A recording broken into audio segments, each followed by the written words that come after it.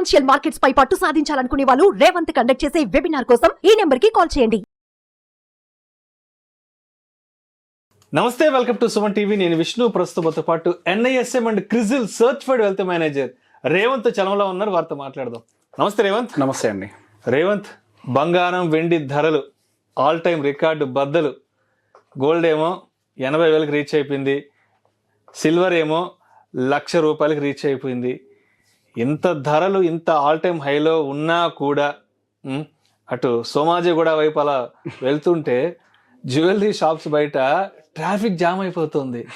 అర్థం కావట్లా. అంటే బంగారం ధరలు పెరిగిపోతే, వెండి ధరలు పెరిగిపోతే కొనలేమో అనుకుంటాం కదా, బట్ అంటే బయట రియల్గా అలా లేదు.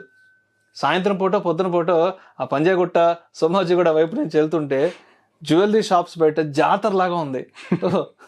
సో దీపావళి కూడా వచ్చేస్తుంది. ఏంటి అసలు బంగారం ధరలు ఇంతలా విపరీతంగా పెరిగిపోతున్నాయి, అయినా కూడా కొనేవాళ్ళు వెనక్కి తగ్గట్లేదు. సో ఏంటి, ఎలా చూడాలి?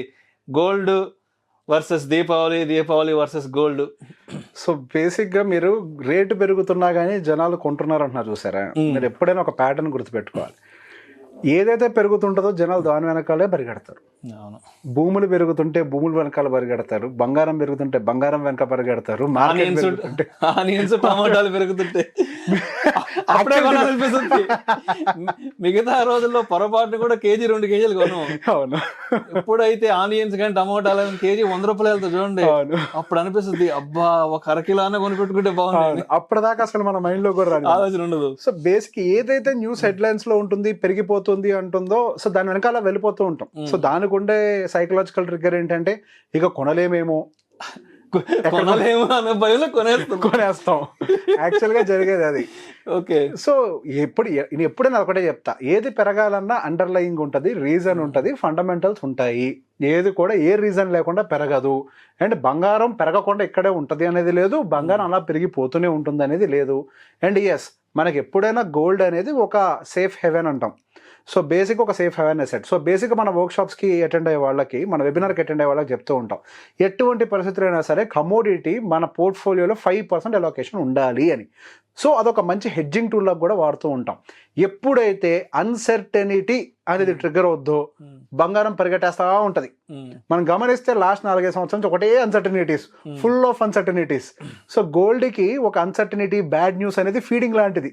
గోల్డ్కి గుడ్ న్యూస్ ఉంటే పడిపోతుంది, గోల్డ్కి బ్యాడ్ న్యూస్ ఉంటే పరిగెడుతుంటుంది. సో రీసెంట్గా ఏం జరుగుతోంది, మనకు పర్టికులర్గా US ఎలక్షన్స్ దగ్గరకు వస్తున్నాయి, అదొక uncertainty. And central bank interest rate cuts, అదొక అన్సర్టనిటీ. వార్ రిలేటెడ్ అన్సర్టనిటీస్ ఇప్పటికీ క్లోజ్ కాలే. 2021 నుంచి 2025 అవి జరుగుతూనే ఉన్నాయి. సో కంటిన్యూస్ ఫీడింగ్ దొరుకుతా ఉంది గోల్డ్కి. అండ్ ఎస్, సో బేసిక్ అవి ఆగిపోద్దా అని అంటే స్పీడ్ ఉండదేమో. కాకపోతే గోల్డ్కి సంబంధించి మనం కొన్ని విషయాలు అర్థం చేసుకోవాలి. End of the day real asset ఏది అని అంటే బంగారమే.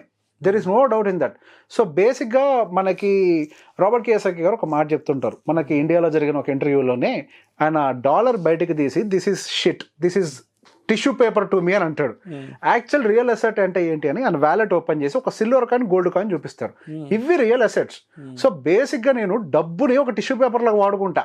నేను యాక్చువల్గా ఏం కొంటాను అంటే బంగారం, సిల్వర్ వీటి మీద పెట్టుకుంటూ పోతూ ఉంటాను. అంటే మొత్తం కాదు, అగైన్ ఐ సెడ్ ఒక పర్సంటేజ్లో.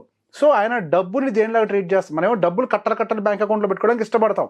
ఆ డబ్బు పోర్షన్ అని అట్లా ఉంచకుండా ఆయన గోల్డ్ అండ్ సిల్వర్లో ఇన్వెస్ట్మెంట్ పెడుతూ ఉంటారు.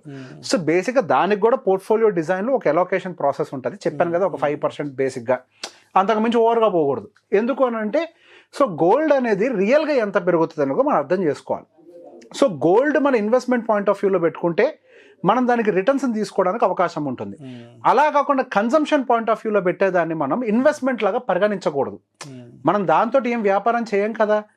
ఏదన్నా మన లైఫ్లో ఎమర్జెన్సీ వచ్చింది, మనం మునిగిపోతున్నాం అన్నప్పుడు తప్పించి మనం గోల్డ్ని తీసి బయట పెట్టాం, ఏది ఆర్నమెంట్ రూపంలో ఉండేది. సో గోల్డ్ని మనం ఎప్పుడు కూడా మన పోర్ట్ఫోలియో అలొకేషన్లో పెట్టుకునేటప్పుడు ఒక digital process, either in mutual funds or ETF, కేజీల కొద్ది పెట్టుకోండి. యాక్చువల్గా చాలా పెద్ద ఇన్వెస్టర్స్ అందరూ కూడా కొన్ని కేజీల కొద్ది గోల్డ్ని ఆన్లైన్లో కొని పెట్టుకుంటారు. గోల్డ్ వాళ్ళ ఇంట్లో లాకర్లో ఉండదు, గోల్డ్ ప్రతి ఒక్కళ్ళు మెయింటైన్ చేస్తారు. కానీ గోల్డ్ అనేది ఎట్లా మెయింటైన్ చేస్తారంటే ఒక హెడ్జింగ్ టూల్ లాగా వాళ్ళు డిజిటల్గా కొనుక్కొని పెట్టుకుంటారు. గోల్డ్ రేట్ ఎంత పెరిగితే ఇది కూడా అంత పెరుగుతూ ఉంటుంది. అన్సర్టనిటీ వచ్చినప్పుడల్లా వాళ్ళు అది ప్రొటెక్ట్ చేస్తూ ఉంటుంది. సో గోల్డ్కి డిమాండ్ అనేది ఎప్పుడు తగ్గదు. సో రీసెంట్గా మనం గమనిస్తే సెంట్రల్ బ్యాంక్స్ వల్ల మేజర్ డిమాండ్ బిల్డ్ అయింది. ఈ సెంట్రల్ బ్యాంక్స్ ఏం చేసే వాళ్ళ యొక్క రిజర్వ్స్ని పెంచుకోవడం మొదలుపెట్టాయి. సో అటు చైనీస్ సెంట్రల్ బ్యాంక్ కానీ, రష్యన్ సెంట్రల్ బ్యాంక్ కానీ, ఈవెన్ ఆర్బీఐ కానీ, సో బేసిక్గా ఏషియన్ సెంట్రల్ బ్యాంక్స్ పర్టికులర్గా. సో మనకి దానికి ఇంకొకటి కూడా, సో బేసిక్గా మీరు గమనిస్తే ఇప్పుడు మనకి ఒక సమావేశం, మనకి మోడీ గారు కూడా మన వెళ్ళారు కదా. సో మనకి రష్యా, చైనా అండ్ ఇండియా ఇప్పుడు సమావేశాలు బ్రిక్స్ అనేది అంటారు అనుకుంటా, ఆ సమావేశాలు జరగబోతున్నాయి. పర్టికులర్గా డీ-డాలరైజేషన్ గురించి ఎక్కువ చర్చలు జరుగుతున్నాయి. సో డీ-డాలరైజేషన్ అంటే డాలర్ ఎక్స్చేంజ్ కాదు, మనం లోకల్ కరెన్సీ కూడా ఎక్స్చేంజ్ పెట్టుకోవాలి అనేది కూడా వాళ్ళకి ఒక పాయింట్ ఉంది. సో బేసిక్గా దేనికైనా గోల్డ్ రిజర్వ్ ఉంటేనే ఏమైనా చేయగలుగుతారు. సో మేబీ ఈ రోజు ఆల్ టైమ్ హై కొట్టడానికి కూడా మేబీ ఆ బ్రిక్స్ మీటింగ్ కూడా ఒక ట్రిగర్ పాయింట్ కూడా అయ్యి ఉండొచ్చు. డీ-డాలరైజేషన్ జరిగితే ఇక్కడ మనకి అగైన్ సెంట్రల్ బ్యాంక్స్ యొక్క రిజర్వ్స్ పెంచుకుంటూ పోతూ ఉంటాయి. దాని వల్ల కూడా గోల్డ్ కి మంచి డిమాండ్ అనేది క్రియేట్ అవుతూ ఉంటది. యాక్చువల్ డిమాండ్ ఈ రీసెంట్ టైమ్ లో క్రియేట్ అయింది సెంట్రల్ బ్యాంక్స్ వల్లే, అది ఏషియన్ కంట్రీస్ వాళ్ళే కొనిపెడుతున్నారు, వాళ్ళ వల్ల ఎక్కువ జరిగింది. అండ్ దాంతో పాటుగా అందరికీ తెలిసిందే, ఎప్పుడైనా లిమిటెడ్ సప్లై గోల్డ్ అనేది మనకి ఏదో ఈ డాలర్లు ముద్రేసినట్టు, రూపీస్ ముద్రేసినట్టు ముద్రేయడం కుదరదు. It is a very limited supply. So supply అనేది తగ్గే కొద్దీ దాని విలువ అనేది పెరుగుతూనే ఉంటుంది. డిమాండ్ అండ్ సప్లై పాలసీ తెలుసు కదా. సో బై డిఫాల్ట్గా ఎక్కువ పర్చేసింగ్ జరుగుతుంది అంటే దాని సప్లై పడిపోతూ ఉంటుంది, బై డిఫాల్ట్గా డిమాండ్ వచ్చింది. అండ్ దాంతోపాటుగా ఇంతకుముందు గోల్డ్ అనేది ఒక ఆర్నమెంట్ లాగా యూస్ చేస్తూ ఉండేవాళ్ళు, లేదా మనకి రిజర్వ్స్ కింద యూస్ చేస్తుండేవాళ్ళు గోల్డ్ బ్యాంక్స్ అయితే. ఇప్పుడు అది ఇండస్ట్రియల్ యూసేజ్ కూడా వచ్చింది.